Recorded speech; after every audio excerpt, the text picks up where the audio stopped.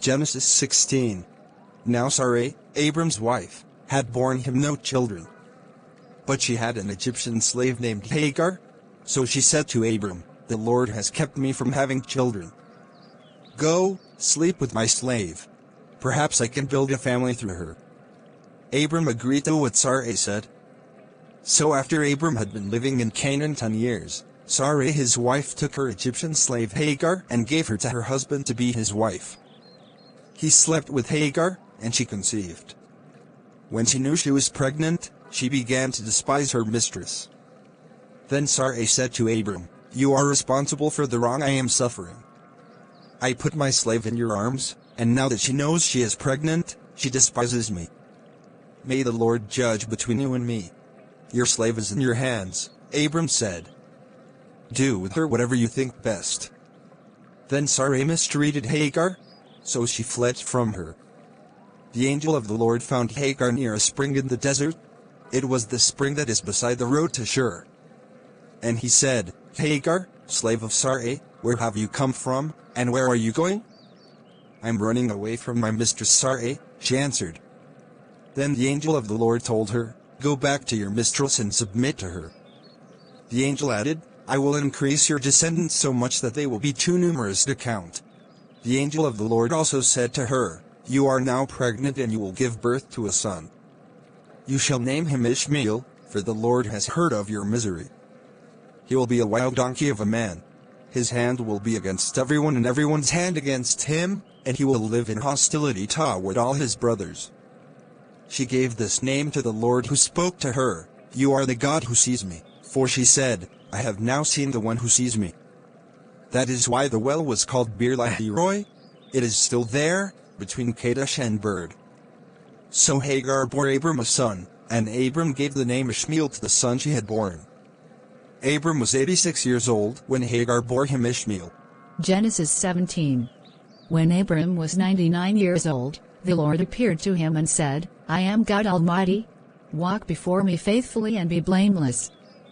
Then I will make my covenant between me and you and will greatly increase your numbers." Abram fell face down, and God said to him, "As for me, this is my covenant with you, you will be the father of many nations. No longer will you be called Abram. Your name will be Abraham, for I have made you a father of many nations. I will make you very fruitful. I will make nations of you, and kings will come from you. I will establish my covenant as an everlasting covenant between me and you and your descendants after you for the generations to come, to be your God and the God of your descendants after you. The whole land of Canaan, where you now reside as a foreigner, I will give as an everlasting possession to you and your descendants after you, and I will be their God." Then God said to Abraham, "As for you, you must keep my covenant, you and your descendants after you for the generations to come. This is my covenant with you and your descendants after you, the covenant you are to keep, every male among you shall be circumcised. You are to undergo circumcision, and it will be the sign of the covenant between me and you. For the generations to come every male among you who is 8 days old must be circumcised, including those born in your household or bought with money from a foreigner, those who are not your offspring. Whether born in your household or bought with your money, they must be circumcised. My covenant in your flesh is to be an everlasting covenant. Any uncircumcised male, who has not been circumcised in the flesh, will be cut off from his people. He has broken my covenant." God also said to Abraham, "As for Sarai your wife, you are no longer to call her Sarai. Her name will be Sarah. I will bless her and will surely give you a son by her. I will bless her so that she will be the mother of nations. Kings of peoples will come from her." Abraham fell face down. He laughed and said to himself, "Will a son be born to a man 100 years old? Will Sarah bear a child at the age of 90? And Abraham said to God, "If only Ishmael might live under your blessing." Then God said, "Yes, but your wife Sarah will bear you a son, and you will call him Isaac. I will establish my covenant with him as an everlasting covenant for his descendants after him. And as for Ishmael, I have heard you, I will surely bless him. I will make him fruitful and will greatly increase his numbers." He will be the father of 12 rulers, and I will make him into a great nation. But my covenant I will establish with Isaac, whom Sarah will bear to you by this time next year." When he had finished speaking with Abraham, God went up from him. On that very day Abraham took his son Ishmael and all those born in his household or bought with his money, every male in his household, and circumcised them, as God told him. Abraham was 99 years old when he was circumcised, and his son Ishmael was 13. Abraham and his son Ishmael were both circumcised on that very day. And every male in Abraham's household, including those born in his household or bought from a foreigner, was circumcised with him. Genesis 18. The Lord appeared to Abraham near the great trees of Mamre while he was sitting at the entrance to his tent in the heat of the day. Abraham looked up and saw 3 men standing nearby. When he saw them, he hurried from the entrance of his tent to meet them and bowed low to the ground. He said, "If I have found favor in your eyes, my Lord, do not pass your servant by. Let a little water be brought, and then you may all wash your feet and rest under this tree. Let me get you something to eat, so you can be refreshed and then go on your way, now that you have come to your servant." "Very well," they answered, "do as you say." So Abraham hurried into the tent to Sarah. "Quick," he said, "get 3 seahs of the finest flour and knead it and bake some bread." Then he ran to the herd and selected a choice, tender calf and gave it to a servant, who hurried to prepare it. He then brought some curds and milk and the calf that had been prepared, and set these before them. While they ate, he stood near them under a tree. "Where is your wife Sarah?" they asked him. "There, in the tent," he said. Then one of them said, "I will surely return to you about this time next year, and Sarah your wife will have a son." Now Sarah was listening at the entrance to the tent, which was behind him. Abraham and Sarah were already very old, and Sarah was past the age of childbearing.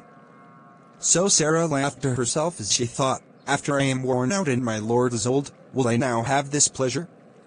Then the Lord said to Abraham, "Why did Sarah laugh and say, 'Will I really have a child, now that I am old?' Is anything too hard for the Lord? I will return to you at the appointed time next year, and Sarah will have a son." Sarah was afraid, so she lied and said, "I did not laugh." But he said, "Yes, you did laugh." When the men got up to leave, they looked down toward Sodom, and Abraham walked along with them to see them on their way. Then the Lord said, "Shall I hide from Abraham what I am about to do? Abraham will surely become a great and powerful nation, and all nations on earth will be blessed through him. For I have chosen him, so that he will direct his children and his household after him to keep the way of the Lord by doing what is right and just, so that the Lord will bring about for Abraham what he has promised him." Then the Lord said, "The outcry against Sodom and Gomorrah is so great and their sin so grievous that I will go down and see if what they have done is as bad as the outcry that has reached me. If not, I will know." The men turned away and went toward Sodom, but Abraham remained standing before the Lord. Then Abraham approached him and said, "Will you sweep away the righteous with the wicked? What if there are 50 righteous people in the city? Will you really sweep it away and not spare the place for the sake of the 50 righteous people in it? Far be it from you to do such a thing, to kill the righteous with the wicked, treating the righteous and the wicked alike. Far be it from you. Will not the judge of all the earth do right?" The Lord said, "If I find 50 righteous people in the city of Sodom, I will spare the whole place for their sake." Then Abraham spoke up again, "Now that I have been so bold as to speak to the Lord, though I am nothing but dust and ashes, what if the number of the righteous is 5 less than 50? Will you destroy the whole city for lack of 5 people? If I find 45 there," he said, "I will not destroy it." Once again he spoke to him, "What if only 40 are found there?" He said, "For the sake of 40, I will not do it." Then he said, "May the Lord not be angry, but let me speak. What if only 30 can be found there?" He answered, "I will not do it if I find 30 there." Abraham said, "Now that I have been so bold as to speak to the Lord, what if only 20 can be found there?" He said, "For the sake of 20, I will not destroy it." Then he said, "May the Lord not be angry, but let me speak just once more. What if only 10 can be found there? He answered, For the sake of 10, I will not destroy it. When the Lord had finished speaking with Abraham, he left, and Abraham returned home. Congratulations on completing day 5 of the audiobook program.